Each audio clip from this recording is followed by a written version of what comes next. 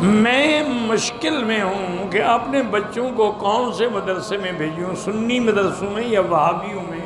تو آپ دونوں مدرسوں کو جا کے دیکھ لیں کہ سنی مدرسے جو کہلاتے ہیں یعنی بریلوی حضرات، ان کے مدرسے میں تعلیم بھی ہے، وہاں تو بس بورڈ لگے ہوئے ہیں، یا 11ویں ہوتی ہے یا میلاد شریف ہوتا ہے یا نعت خوانیاں ہوتی ہیں۔ ایک ہمارے ملتان کے تھے، نواب تھے بڑے، وہ حضرت کاظمی صاحب کے بیعت تھے، باقاعدہ ان کے مرید تھے۔ حضرت کاظمی صاحب بریلویوں کے بڑے علماء میں سے تھے۔ تو ایک دن حضرت نواب صاحب کی کوئی بیٹے کی اللہ عالم خوشی تھی یا کیا تھا، اس پہ دعوت دی، تو انہوں نے پیر صاحب کو بھی بلایا۔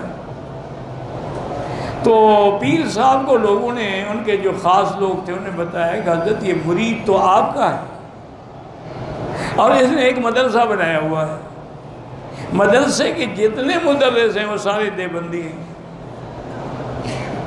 یہ اچھا مرید ہے آپ کا، مدرس دیوبندی رکھتا ہے، مرید آپ کا ہے۔ تو اس نے قاضی صاحب نے بھی کہہ دیا اس کو بھری مجلس میں کہ یار تم کیسے ہمارے مرید ہو، تمہارے مدرسے میں تو سارے علماء اور مدرس جو ہیں وہ دیوبندی ہیں۔ وہ کھڑے ہو گئے، نواب نے ہاتھ بنا نے کہا پیر سائیں، جو کام آپ کرتے ہیں نا 11ویں شریف میلاد شریف، اس میں آپ کو بلاتا ہوں، اور جو آپ کو نہیں آتا تو میں کیا کروں؟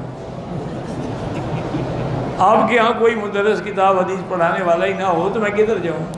آپ مجھے کل 6 مدرس بھیج دیں حدیث پڑھانے والے، میں ان کو نکال دیتا ہوں۔ قاضی صاحب چپ ہو، بات تو سر ٹھیک کی تھی۔ انہوں نے کہا حضرت جو کام آپ کا ہے میں ہمیشہ آپ کو بلاتا ہوں۔ من مکہ حبیبی نور سطع المدینہ